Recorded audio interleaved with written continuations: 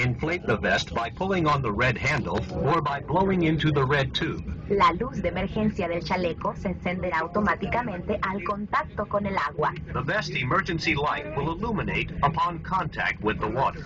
Copa no permite fumar en sus aviones. Smoking is not permitted on board Copa aircraft. Los baños están equipados con detectores de humo. Lavatories are equipped with smoke detectors. Regulaciones panameñas e internacionales prohíben tocar, desconectar o destruir estos sistemas. Panamanian and international regulations prohibit disabling or destroying these systems. Una vez que se cierra la puerta, no se podrán utilizar los teléfonos celulares durante el resto del vuelo. Once the cabin doors close, you may not use cell phones for the remainder of the flight. Algunos aparatos electrónicos portátiles están prohibidos a bordo. Usted puede encontrar una lista completa de todos los aparatos aprobados en la revista que está ubicada en el bolsillo frente a usted. Some portable electronic devices are not permitted aboard this aircraft. You can find a complete list of all approved devices in the magazine in the pocket in front of you.